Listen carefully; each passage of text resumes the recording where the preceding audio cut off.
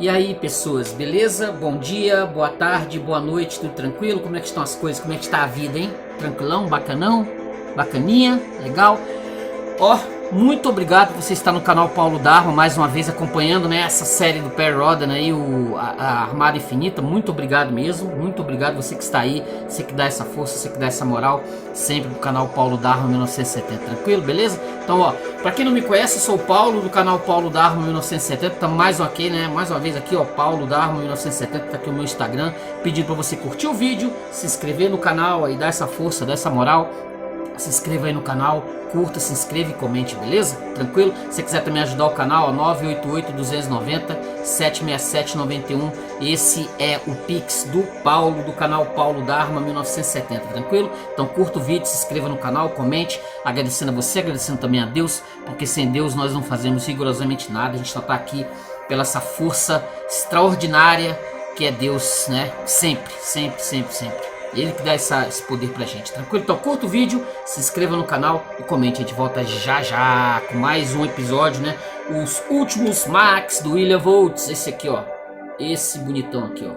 Tranquilo? A gente volta já já, viu, gente? Valeu, tchau, tchau.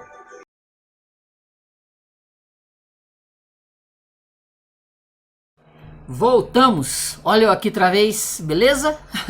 Seguinte, lá no número 1128, né, do Kurt Mahler, Titãs Siderais, nós vimos, né, no 1128 nos Titãs Siderais e no Código de Comando, né, ambos os episódios do Kurt Mahler, nós vimos como a Vishna, ela tentou destruir com o planeta Terra, ela não conseguiu porque justamente o planeta Terra acabou entrando por uma zona, né, uma zona de poder, uma zona que impede ela de poder enxergar pelo planeta Terra e a Lua, entendeu? A gente parou exatamente no episódio 1129, né?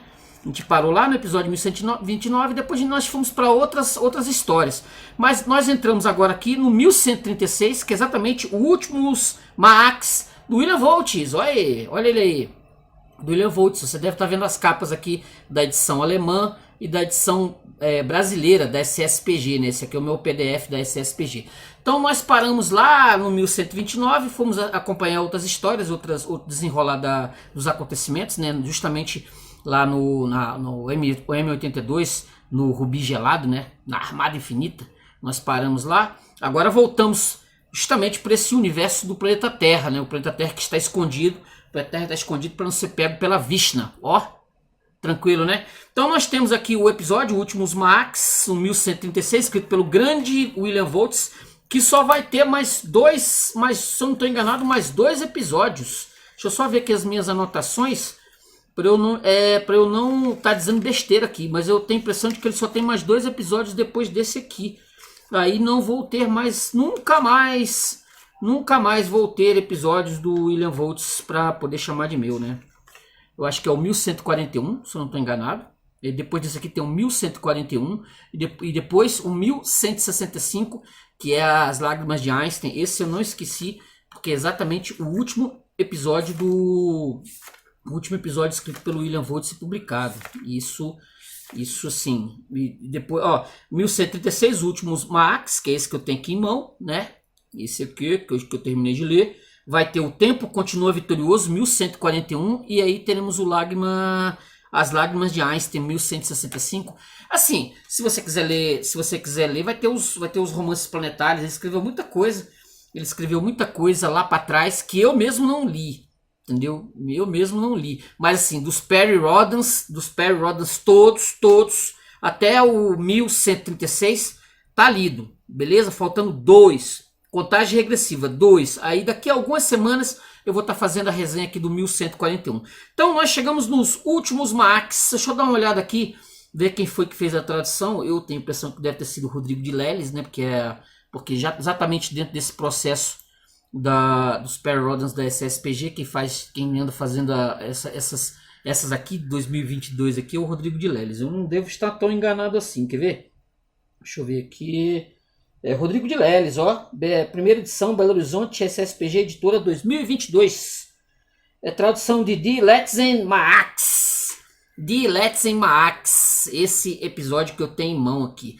Muito boa história, né? Contada obviamente pelo William Voltz. ele vai relatar um tempo no futuro, bem no futuro, onde os Max lá em Andrômeda, né, eles estão bem diferentes dos Max que nós conhecemos lá no 217, ó, quando eles apareceram, ó.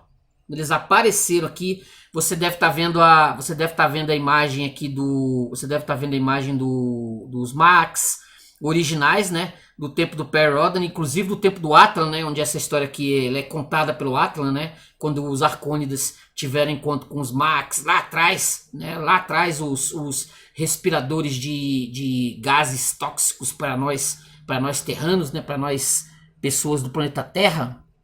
Aqui, ó, um trecho do número 217, o perigo vindo do nada, quando o Perry Rhodan e o Atlan, etc, eles encontram com os Max pela primeira vez aqui, ó. Foram no capítulo 5. Foram estes os seres com os quais tínhamos travado a maior guerra espacial do início da história arcônida. Eram os monstros que punham ovos para seguir amamentar seus rebentos pelo que ocupavam uma posição biológica toda especial entre os povos da galáxia. Eram os seres que costumávamos chamar simplesmente de metanitas, que eles respiram o gás metano, né? Embora eram os metanitas que eles chamavam.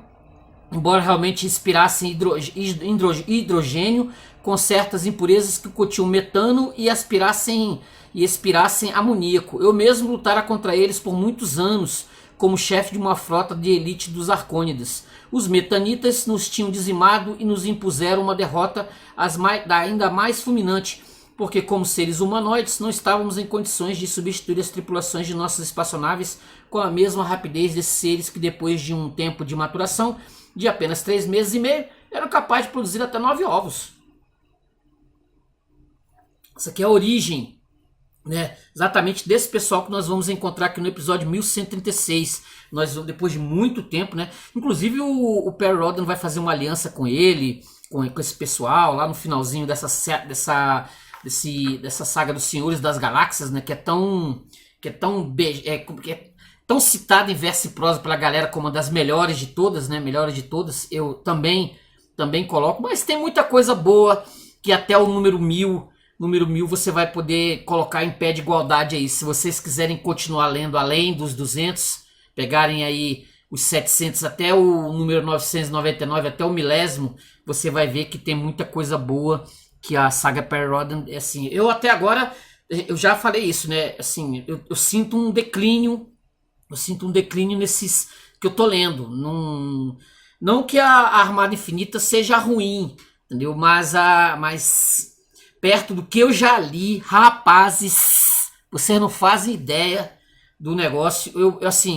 Eu indico vocês comprem, leiam, peguem emprestado, façam o que vocês quiserem, porque realmente até o número 1000, ó, vale muito a pena. Eu tô agora que eu estou começando a mexer, né? Tô no 1136, é como se eu tivesse lido 136 números lá do início. Eu não cheguei, é aquele negócio, eu não cheguei nem como é que é 136 números, ó, não dá nem para chegar no Senhor das Galáxias, dos Senhores das Galáxias antigas lá, beleza, né? 136 números ainda tá patinando. E depois do que o William Voltz não estiver mais, né, escrevendo lá mais para frente, aí eu sinto que o negócio deve dar uma caída fenomenal. Mas ele deixou esboços ainda, muitos esboços para frente. Mas voltando à vaca fria aqui, os últimos Max, ó, eles vão dar aqui no resumo. Porém, o efeito confete dessa passagem fez com que as unidades de Perry Rhodan se espalhassem por M82, que é exatamente, ó, por M82 inteira, em meio às formações de seus seguidores. Por intermédio delas, os ferreiros da armada fazem tudo ao seu alcance para colocar os terranos sob seu controle, enquanto os galácticos em M82 tentam se defender de seus oponentes e se esforçam para reunir sua frota. Um evento dramático que ocorre em um futuro distante começa a exercer uma grande influência na própria Terra. Esse evento envolve os últimos Max. Eu não posso nunca, né, deixar de falar que nós estamos no ciclo 17. Eu estou lendo o ciclo 17, episódio 1136, que vai aqui, ó, o Armada Infinita, o Rubi Gelado. Isso aqui, ó. Eu não posso, né, em circunstâncias, deixar passar isso aqui, porque senão todos os 36 vídeos que eu fiz eu coloquei aqui sempre aqui o Rubi Gelado, que é exatamente a entrada do ciclo 17 aqui da Armada Infinita, beleza? Os problemas começam exatamente aqui.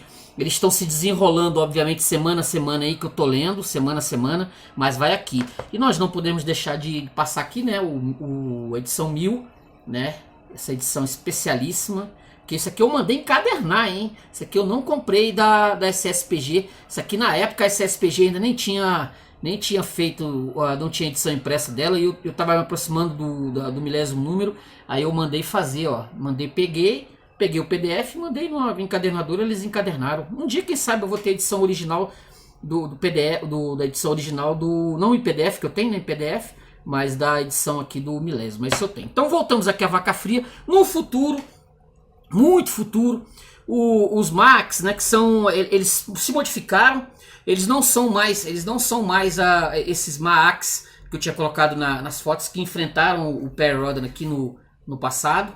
Eles são bem diferentes. Eles são formados de partes artificiais. Não sei se vocês viram no desenho aí, no desenho do Alfred Kelsner, né? Alfred Kelsner, que era o que estava fazendo nessa época aqui os desenhos que eu sempre posto aqui toda semana aqui, do Alfred Kelsner. Esses aqui, eles são feitos de partes artificiais. Eles têm uma casca, né? Uma casca de metal, de Ayrton, um negócio bem robotizado, tanto que quando esse Greek 336 ele vier parar do futuro para o passado, que é o passado do Perry Rhodan, do planeta Terra, quando ele pisar no planeta Terra, as pessoas não vão reconhecê-lo como um Mac, porque ele está muito diferente. Eu até olhei, né, vi na capa do episódio, eu fiquei sem entender, porque tinha um centauro.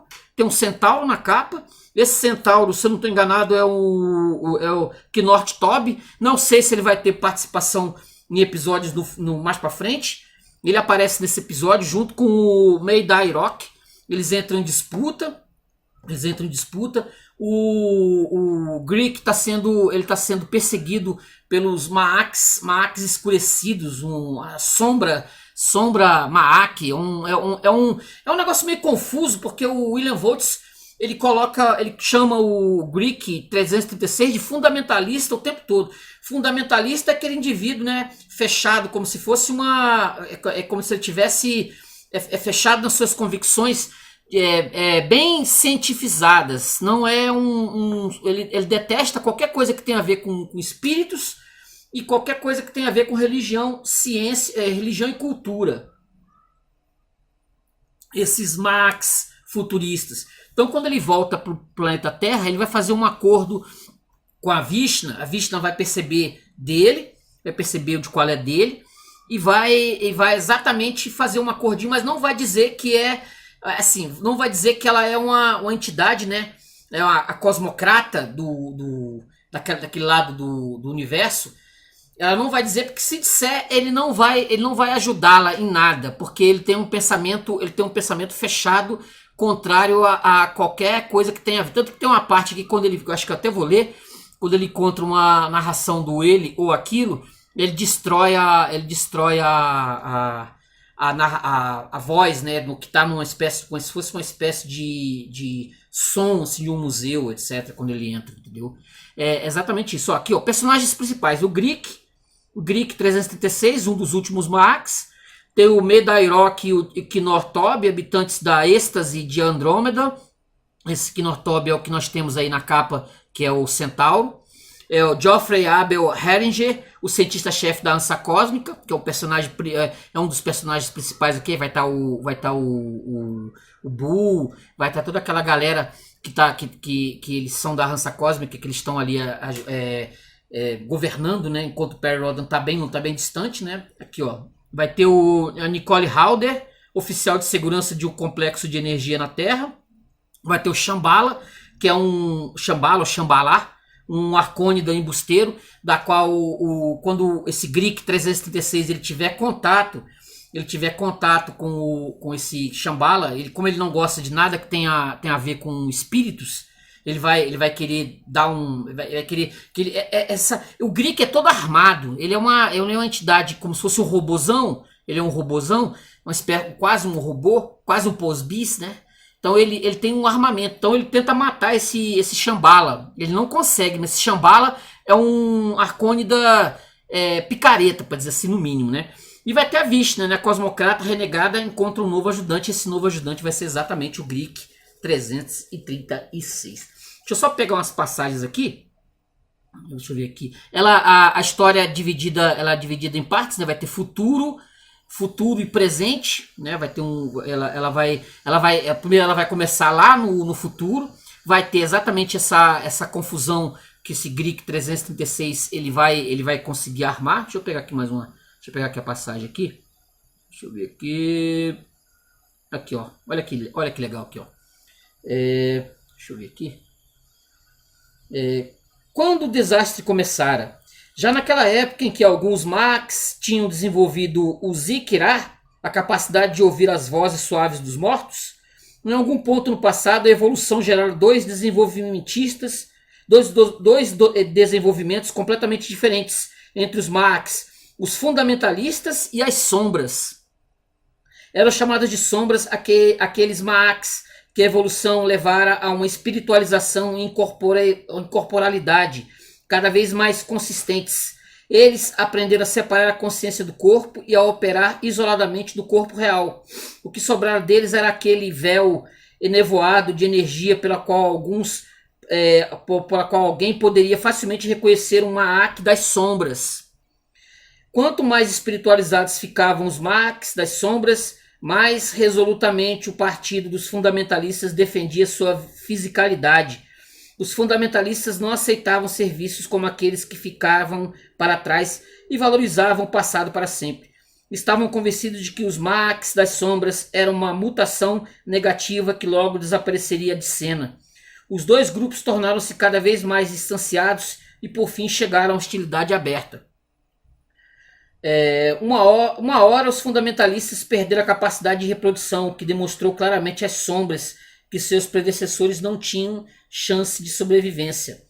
Os corpos dos fundamentalistas que envelheceram degeneraram lentamente, cada vez mais até que aprenderam a usar peças de reposição e próteses e a sobreviver dessa forma. Eles se montam, né? Aí ficam esses robozões que eu falei. Todos os Maaks que nasceram dominaram o princípio da desmaterialização e fizeram uso deles. Apenas em casos raros as sombras recuperaram sua fisicalidade original, mas geralmente no momento da morte. Existiam muitas teorias sobre como funcionava o princípio da desmaterialização, sendo a mais provável aquela que levava em consideração a possibilidade de inclusão de outros planos de tempo e espaço. Quer dizer, como se virassem fantasmas, né? Como se virassem fantasmas. Esse é o futuro dos Maaks, que está sendo apresentado aqui pelo William Voltz. Olha. Você que leu lá os Maaks lá no Senhor das Galáxias, hein? Lá atrás. É isso aí. Olha a outra para um portador de atividade celular que é o Geoffrey Abel Horinger. Um portador de ativador celular poderia passar muito tempo sem dormir, mas se sentia mais confortável quando, como qualquer pessoa normal, dormia regularmente. Nos últimos dias, Geoffrey, tribuno da Hansa e chefe científico da Hansa Cósmica, tivera pouco tempo para dormir 8 horas por noite. Os ataques de Vishna, que a gente viu lá no 1128, né? Conduzidos pelos robôs dos Klongs e Pars, mantiveram Horinger e todos os outros responsáveis pela HC e LTL em suspense. Com a ajuda dos centelhadores de vácuo, os exércitos de aço de Vishna tinham quase conseguido romper a barreira temporal e alcançar a Terra. Felizmente, a nova corporação psíquica havia provado seu valor. A Terra e a Lua ainda estavam seguras, mesmo se alguém tivesse de presumir que Vishna já sabia que havia uma pseudo-Terra do outro lado do Sol. Se você está acompanhando os vídeos aqui, você sabe o que rolou, né? Vai lá no 1127... No 1128 e 1129. Tranquilo? Vai lá. A advertência de aquilo que havia sido trazida por Ernest Ellert até então tinha servido ao seu propósito. Vishna ainda não havia sido capaz de realizar seu plano de literalmente fatiar a Terra e reconstruí-la como uma nova central de poder em um outro lugar do universo. Reginald Bell, Julian Tiflor, Horinger e todas as outras figuras importantes da Hansa Cósmica e da Liga dos Terranos Livres sabiam, no entanto, que Vishna não desistiria. Novos ataques ainda mais perigosos eram esperados. Além disso, o contato com Perry Rhodan e a Frota Galáctica fora finalmente rompido. Lá na frente, né? Deixa eu ver se tem mais alguma passagem aqui que eu tenho separado aqui. Bem interessante. Deixa eu ver aqui, 62. Deixa eu ver aqui.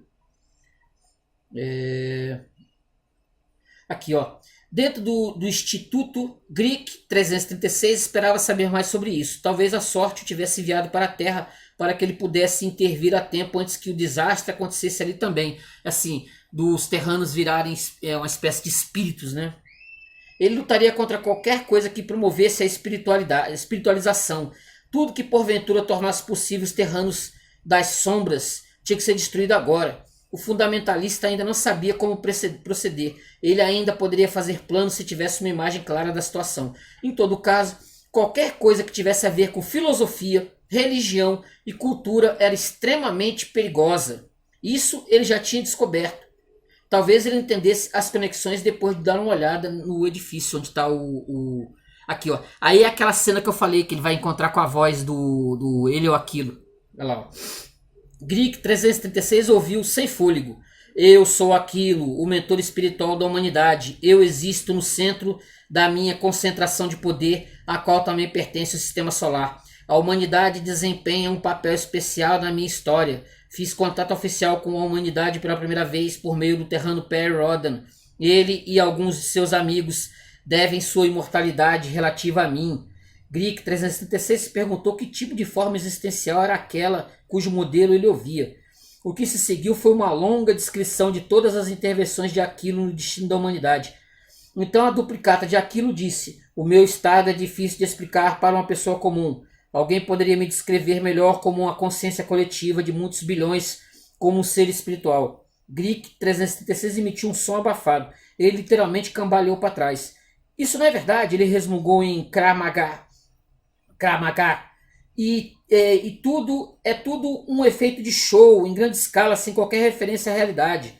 A voz continuou implacável. Uma vez no auge de uma ameaça do espaço sideral, salvei a humanidade ao absorvê-la em mim.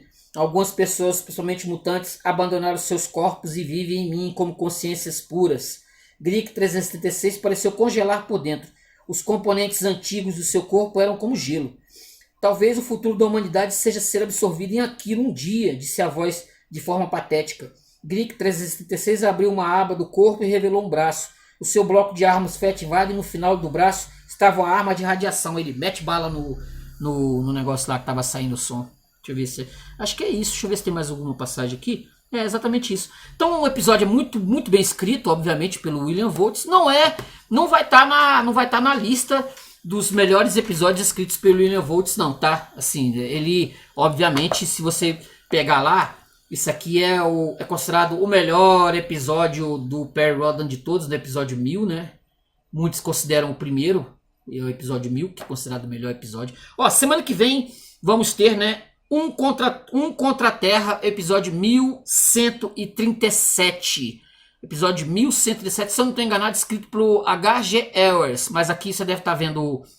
Você deve estar vendo a imagem da capa. Se eu tiver errado, tá com a imagem da capa aqui. Eu acho que é H.G. Wells. Beleza, gente? Então, ó, hoje eu falei um pouco, fiz uma resenha dos últimos Max, escrito pelo William Voltz.